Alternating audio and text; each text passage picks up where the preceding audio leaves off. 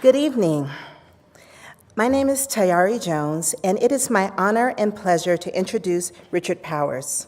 He is a gorgeous and insightful novelist, a brave and meticulous essayist, and he is an excellent person. In the spirit of disclosure, I will contextualize my remarks by telling you that Richard is one of my dearest friends.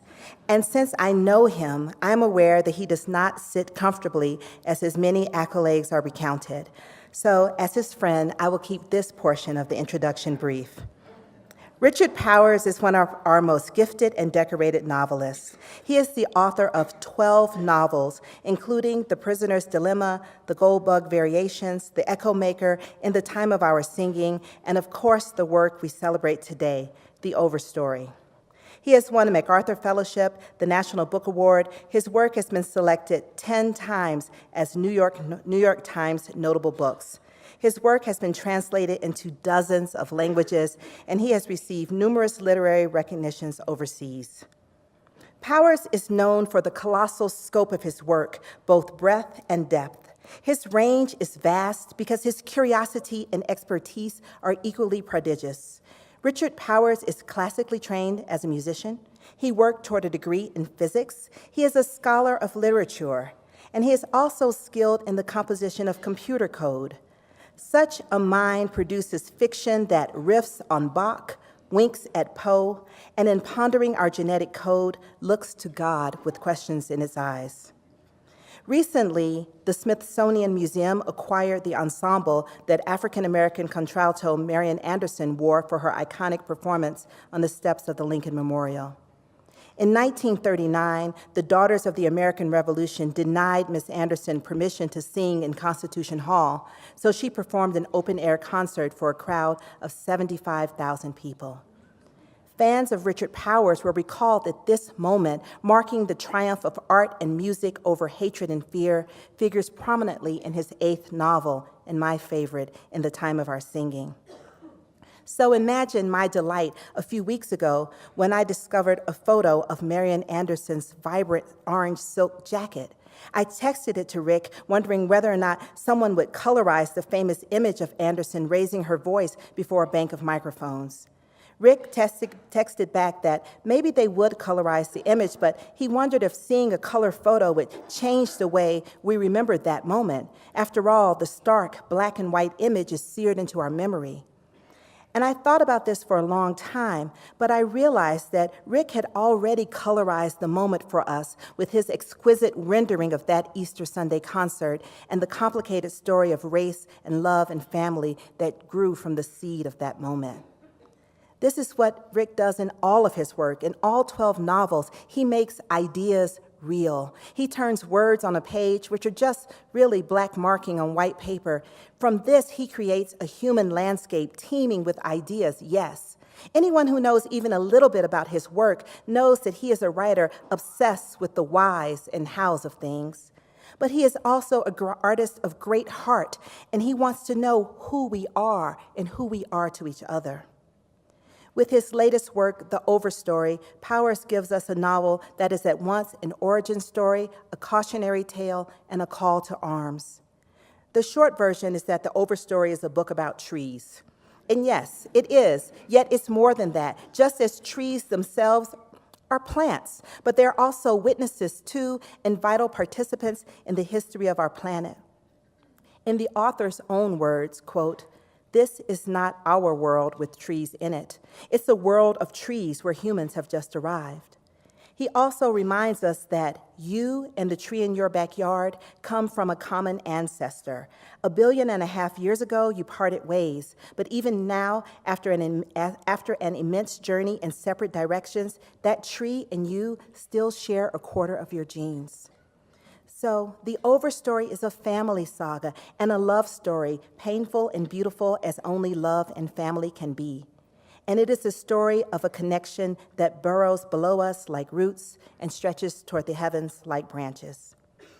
If you believe, as I do, that the purpose of literature is to explain ourselves to ourselves, then you will understand why I am so grateful that Rick lives among us, setting his mind and spirit to the task of fiction. And it is with this gratitude, shot through with great pleasure that I present to you Mr. Richard Powers, an American treasure and my very dear friend.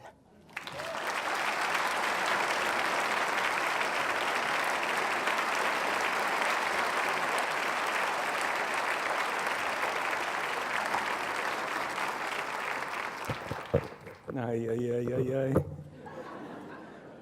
Thank you, beloved friend.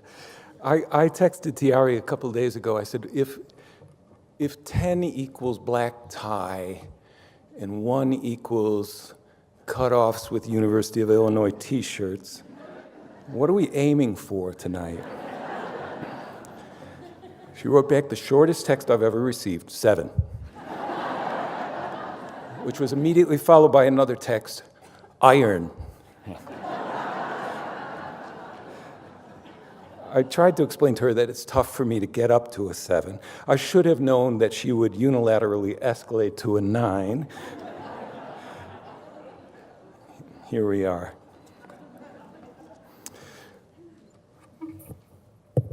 Lennon had asked for 45 from me and 25 from the conversation since I get so little time these days with TJ. I just thought I'd shift it to a little bit. I'll read a passage. It takes about 20 minutes with a short introduction, and that'll give us a little more leisure to be on stage together, which is why I said yes to this event. So, a little background on where this book came from. And if what I'm about to tell you sounds like a conversion narrative, it's because it is. I reached the ripe old age of 55 as tree blind as anyone. I liked them. I could appreciate spectacular ones, but I couldn't tell an ash from an elm. And, there just were a whole lot of maples out there. Just everything was a maple. And it's funny because I lived for a long time in the Midwest, and I moved to Bangkok, and then I lived on the East Coast, and then I lived in the Netherlands. So, many opportunities to be struck by these stunning, long-lived, and extremely resourceful and varied companions, and just nothing clicked. And it took being hit over the head with a very large, very blunt instrument, namely a coastal redwood, for me to have my eyes opened. And the story is this. I retired from Illinois after many years of teaching, where Tayari and I were colleagues. And I moved to Stanford. And for those of you who have been, it's a very strange and wonderful place in a very strange and staggering part of the country, part of the world, really. I mean, it's in the heart of Silicon Valley, and created by this robber baron, who made his fortune finishing the Transcontinental Railroad. And from my house, I think I could bike within 15 minutes to the headquarters of Google, Apple, Intel, HP, Facebook, Netflix, all of the makers of the present world were just down the street. And all of the makers of the future world, they were busily creating a future that is almost ecstatic or euphoric in the conversation of the area. It was very difficult to go to a dinner party that wasn't either about the latest $1.7 million teardown, or about how we were all going to live forever if we could just hold out a little bit longer. There was going to be some technological fix. And that's a little bit oppressive after a while. And when the future got too rosy, I had a nice getaway to the long past, which is the Santa Cruz Mountains just behind town. And there, through the vision of lots of people, including Wallace Stegner, there is a tremendous amount of set-aside land up on the top of these mountains. You could actually walk from San Francisco to San Jose pretty much in public land or private set-aside land. Walking became my passion in that first year at Stanford. if you have walked in a redwood forest of any age, it's hard not to lapse into theological discourse. It's like being in the biggest, most beautiful cathedral you can imagine. And what I didn't really know, walking under these staggering trees that change your entire sense of proportion and time, is that I was actually walking through second growth forest. And this came clear to me one day when I was up near Skyline and came across an escapee, an individual that had somehow managed to evade the saw. A redwood can do a lot in 100 years. I mean, it's really a fast-growing, magnificent, breathtaking tree at the age of 100. When you let it go 1,200 or 1,500, it changes the way you see life. I mean, I'm talking about a tree that was maybe just a little shy of the width of the central set of seats, and that went up, as into the air, straight up as long as a football field is wide, and was, almost as old as Jesus. And even I knew that I had to rethink what life wanted and how it went about getting it. The first thing that really struck me was that this mountain range would have been covered in trees that size, before we got to them. And we got to them to build San Francisco and then rebuild it, and to build Stanford and to build that railroad. And it occurred to me, in the moments after seeing this spectacular godlike creature, that Silicon Valley was down there because these trees were up here. And there was a relationship between trees and people that I had never been conscious of before, and whose story I had never seen told, certainly not in fiction. And yet here I was, 11 books in and 33 years into this craft, wanting to tell the story of who we are and how we got here, and just belatedly having the lights click on and come to this realization that I did not know in whose debt we were. And I thought, that's a story I'd like to see. And that initial kind of road to Damascus moment, it was very memorable and transformative, but it was really coming down from those mountains and starting to read and coming across staggering things like that these trees, 98% of them had been cut. 98% of the original forest had been cut, which incidentally is very close to the figure for primary forest, old growth forest in the United States as a whole. That it simply was almost impossible to see what a forest looked like before we got to them.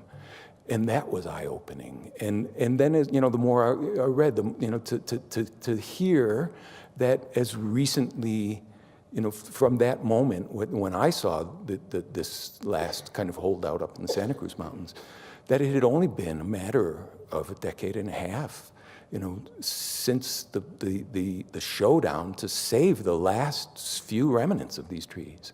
That was stunning to me too. So, the deeper in I got, the more the world changed. And, I just got back, I got to the point where I was seeing things in the non-human world that I had walked blithely by, and as a result, I was seeing who we were and what we were up to in a very different light. And that's what prompted the birth of this book. Initially, I thought, I'd like to write a book that fictionalized the world from a tree's point of view.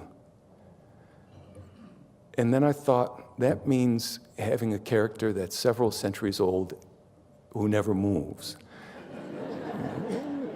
there was a certain technical challenge to that, to making that rising dramatic arc, the tension arc of a good novel. And then I realized, too, that wasn't what I was most interested in doing. What I was most interested in doing was telling a story that somehow found a fictional form for the fact that there is no separate thing called nature and no separate thing called people. And to cast this story so that it had 9 human protagonists, very different walks of life, very different stories and personalities, who, like me, come to this moment where they have to think about themselves differently and their world differently because of these other protagonists who are also in the story with them, who want different things and who need different things, and whose relationship to this place is so profoundly different than our own. So that's a little background, and when I did return to the East, everything that I had grown up with looked different to me. And maybe we'll talk about this later. The book actually literally changed my life. It changed where I live. It changed how I spend my days. And nevertheless, while I was working on this book over the period of 5.5 years, when I told friends, when they said, "What are you working on now?" and I gave them the answer that Tayari just gave you, my friend's reaction was much like your reaction was when Tayari announced this is a book about trees. I would say it, and you would see the eyebrows go up, and that, "Oh, you're writing a nonfiction book?" "No, I'm writing a novel about trees." And then that moment of, well, I hope you know what you're doing. And the deeper I got into it, the less strange it seemed, and the more it seemed to me that it's hard now for me to think of any novel that opens up the full human drama that doesn't put the non-human front and center, or at least as an active, collaborative presence. So a little background on the section that I'm going to read.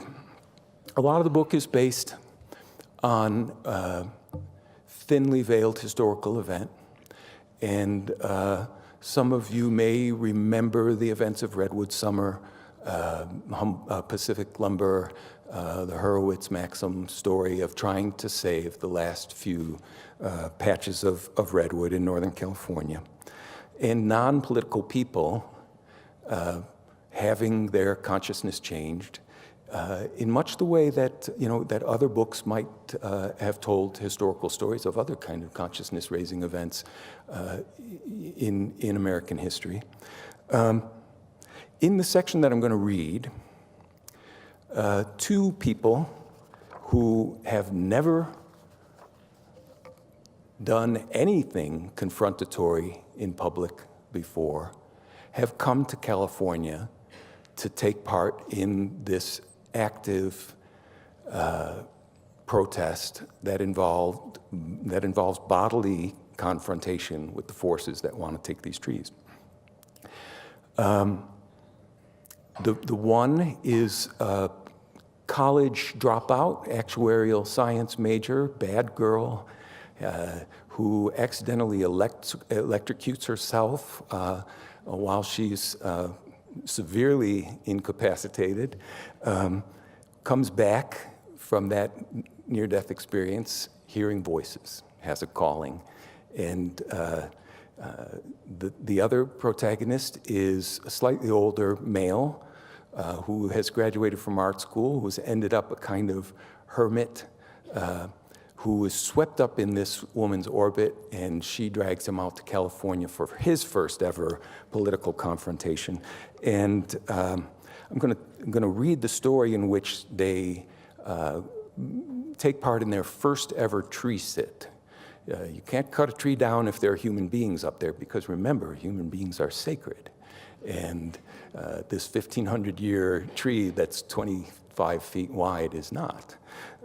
So the only tricky thing about establishing this passage is that a lot of activists in this time period would take on forest names.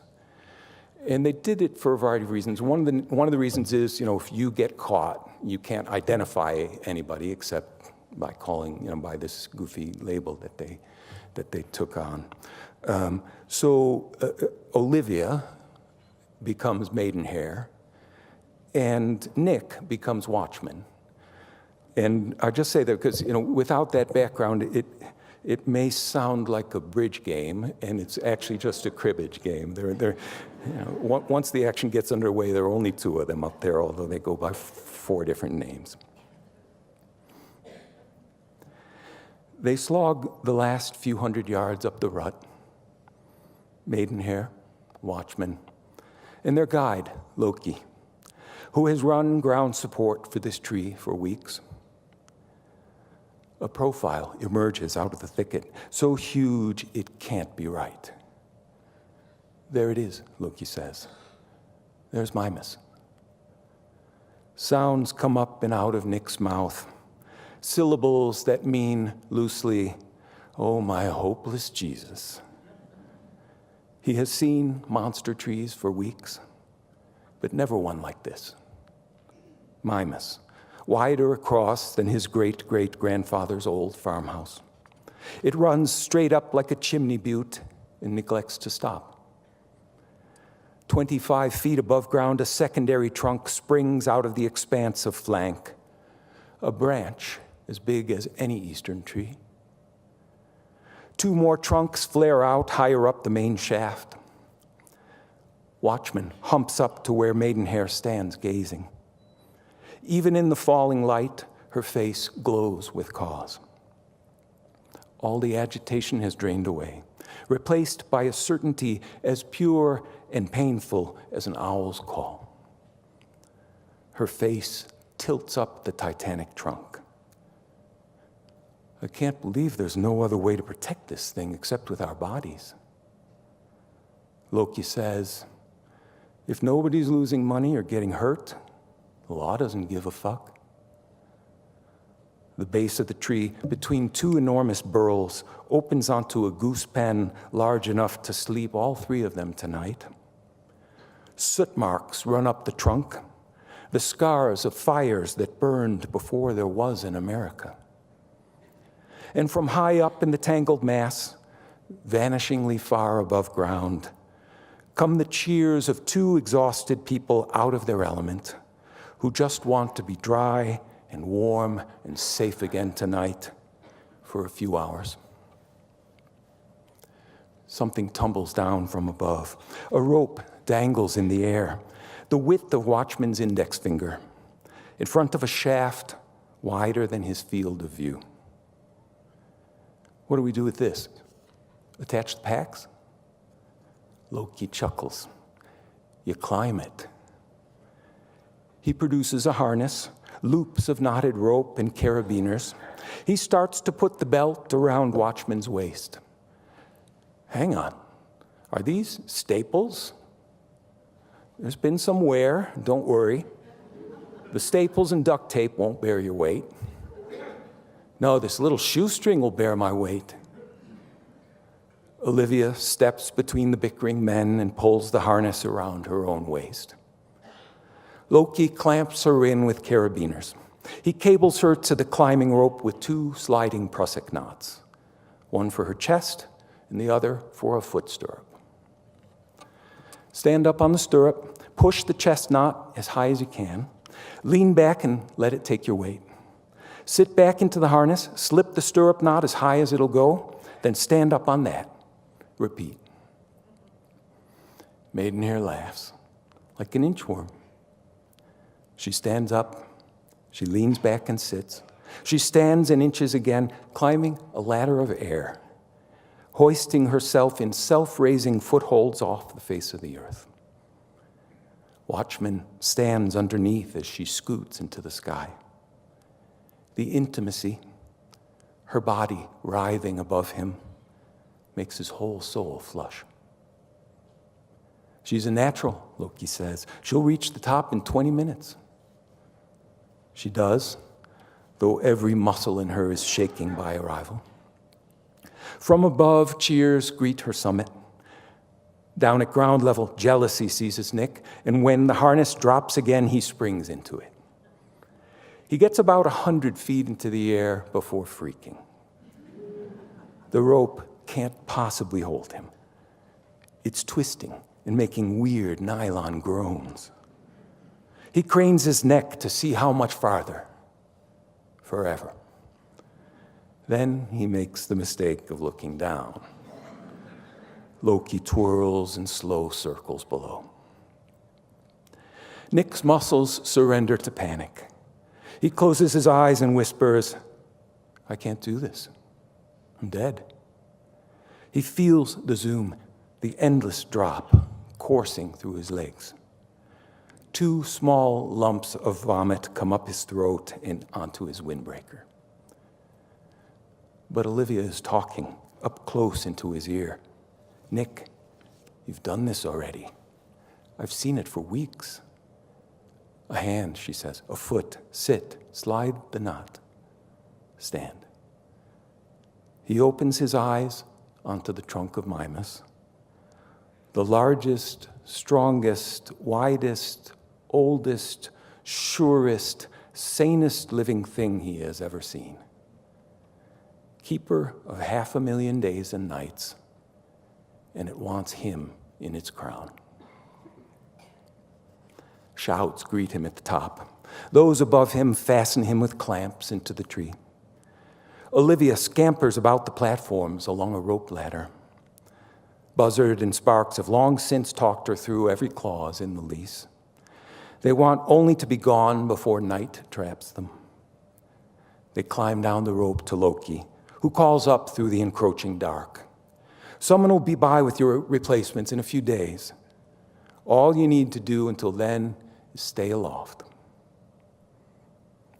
Then Nick is alone with this woman who has commandeered his life. She takes his hand, which still has not unkinked from gripping. "Nick, we're here, in Mimas." She speaks the creature's name like she's been talking with it for a long time. They sit next to each other in needle-grazed darkness, 200 feet in the air, on what Buzzard and Sparks called the Grand Ballroom, a 7 by 9 foot platform made of 3 doors bolted together. Sliding tarp walls shelter them on 3 sides. "Bigger than my room at college," Olivia says. "Nicer." Balanced on another branch just beneath is a small piece of plywood. A rain barrel, collecting jar, and sealable bucket complete the bathroom. 6 feet above them on a higher spur, another platform serves as pantry, kitchen, and den. It's filled with water, food, tarps, and supplies. A hammock stretched between 2 limbs cradles a substantial lending library, left here by previous sitters. The whole 3-level treehouse balances on the top of an enormous fork made when the trunk was hit by lightning centuries ago. It sways with every breeze. A kerosene lamp illuminates her face. He has never seen her look so confirmed. "Come here." She takes his wrist and guides him to her. "Here, closer." As if farther away were an option. And she takes him like someone who's sure that life has need of her. In the night, something warm grazes his face. Her hand, he thinks, or the fall of her hair as she leans over him.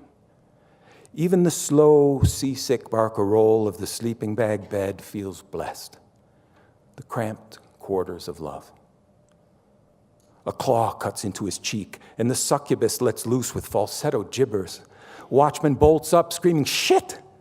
He pitches toward the platform edge, stopped by his safety cable. One palm punches through the fantasy of tarp walls. Lives go shrieking off into the branches. She's up in a flash, pinning his arms. "Nick, stop! Nick! It's okay." In the hail of chatter, he's slow to hear what she keeps saying. "Flying squirrels. They've been playing all over us for 10 minutes. Christ, why? She laughs and pulls him back down horizontal. You'll just have to ask them if they ever come back. She nuzzles him, her belly in the small of his back. Sleep won't come. There are creatures that live so high up and so far away from man that they never learned fear. And thanks to the humanity in his cells, Nick has, this very first night of his very first tree sit, taught them.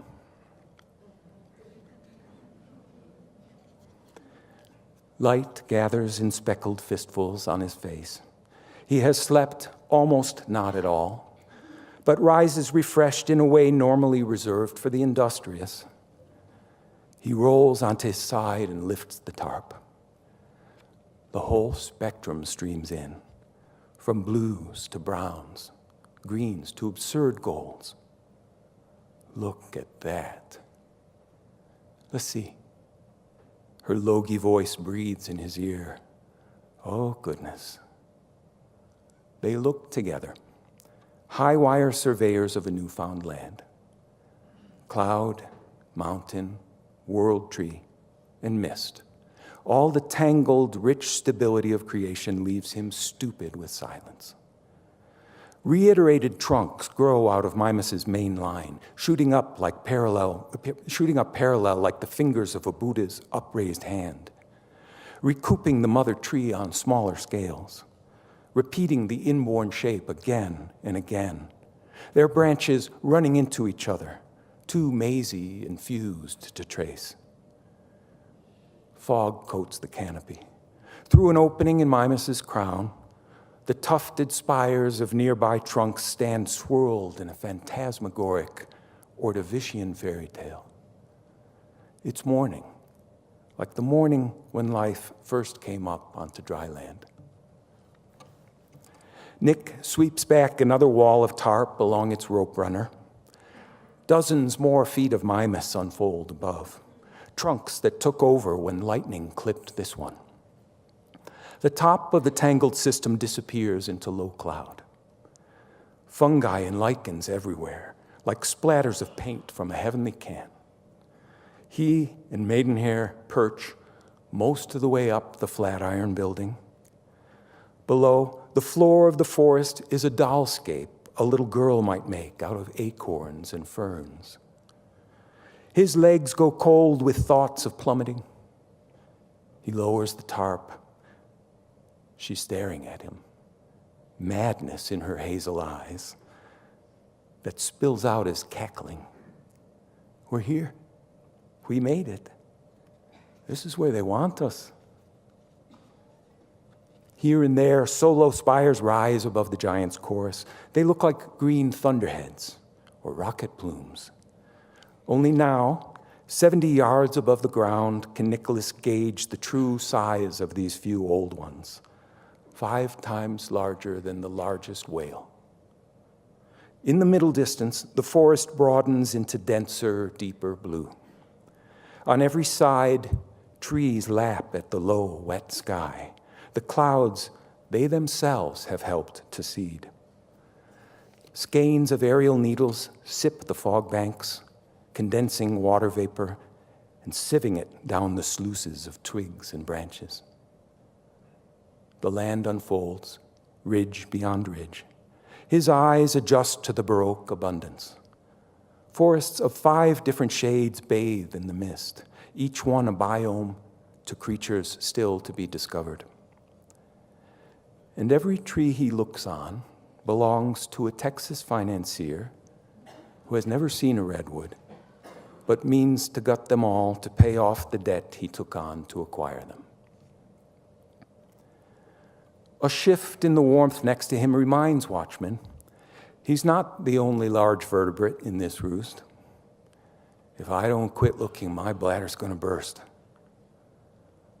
Olivia scrambles down the rope ladder to the platform below. He thinks, I really should look away. But he's living in a tree 200 feet above the surface of the planet. Flying squirrels have surveilled his face.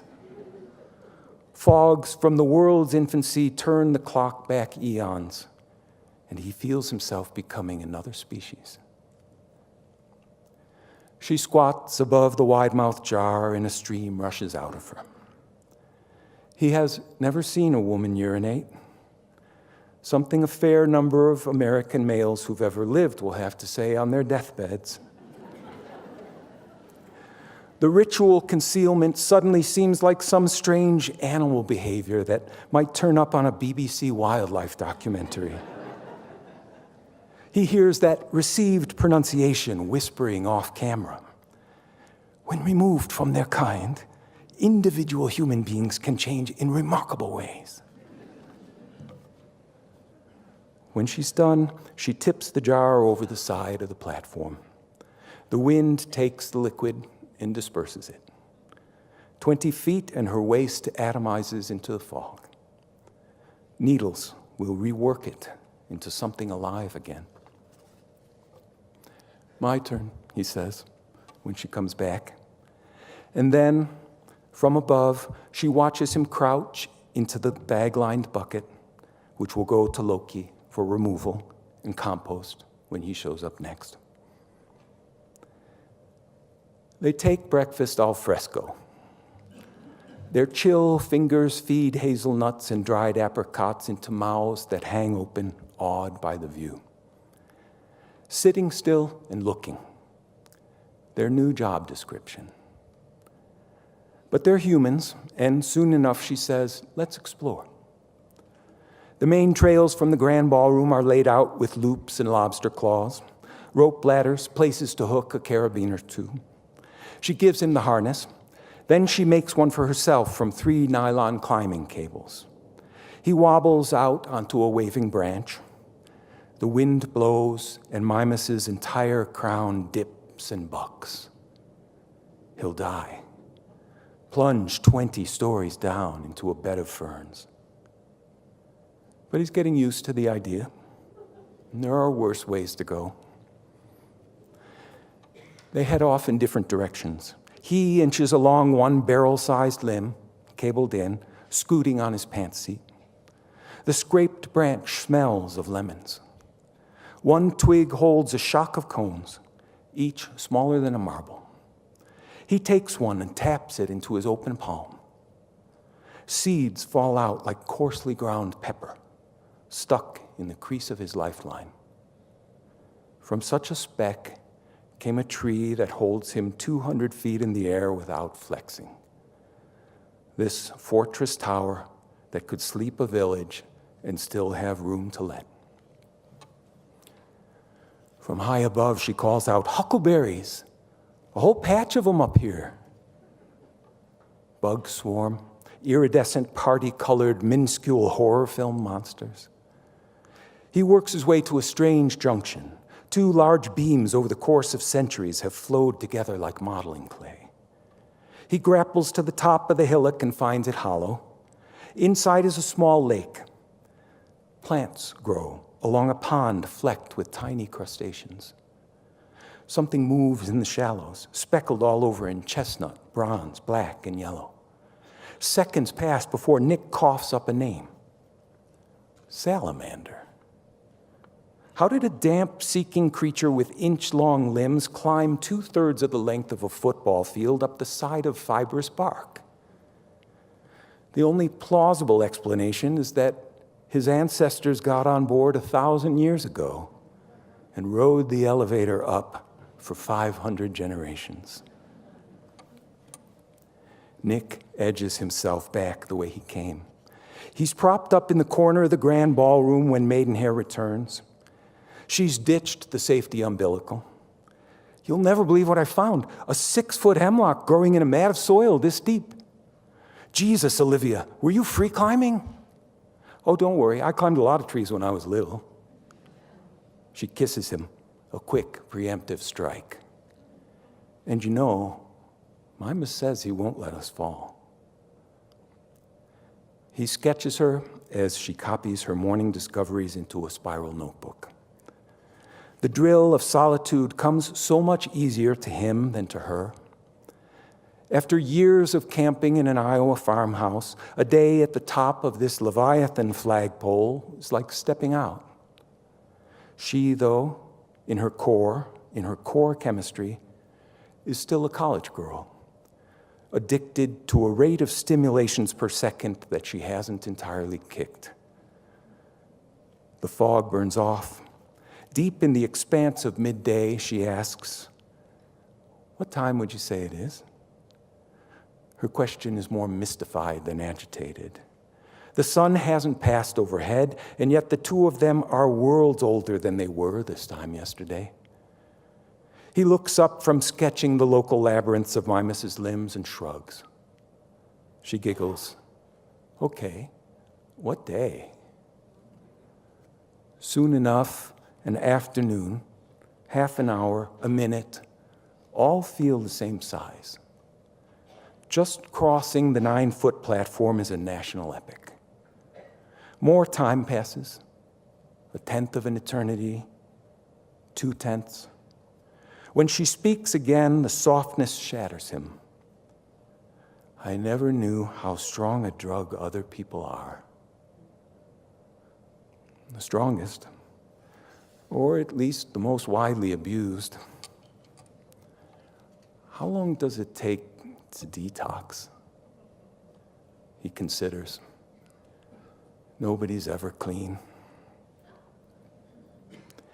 In the hammock library, she finds a book, The Secret Forest. "Would you like me to read to you?" She reads like she's in the front of the assembled class, reciting that long freight train of stanzas from Leaves of Grass that the entire 10th grade was assigned to memorize. "You and the tree in your backyard come from a common ancestor." She stops and looks out the transparent wall of their treehouse. "1.5 billion years ago, the two of you parted ways." She pauses again, as if to do the math. But even now, after an immense journey in separate directions, that tree and you still share 1/4 of your genes.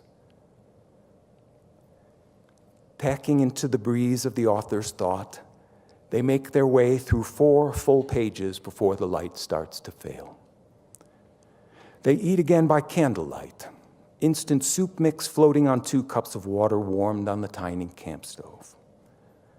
By the time they're done, darkness rules, filled with the 1,000 spectral challenges of night that they cannot decode. "We should save the candles," she says. It's hours before bedtime. They lie on the long, rocking platform of their pledge, chattering to each other in the dark. Up here, they face no dangers but the oldest one. When the wind blows, it feels like they're crossing the Pacific on a makeshift raft. When the wind stops, the stillness suspends them between 2 eternities, in the caress of here and now. In the dark, she asks, "What are you thinking?" He's thinking that his life has reached its zenith this very day, that he has lived to see everything he wants, lived to see himself happy. "I was thinking it's going to be cold again tonight. We may need to zip the bags together." "I'm down with that." Every star in the galaxy rolls out above them through the blue-black needles in a river of spilled milk. The night sky, the best drug there was before people came together into something stronger. They zip the bags together. "You know," she says, "if one of us falls, the other's going with. I'll follow you anywhere." They wake before the light to the sound of chainsaws in the deep beneath them. Thank you.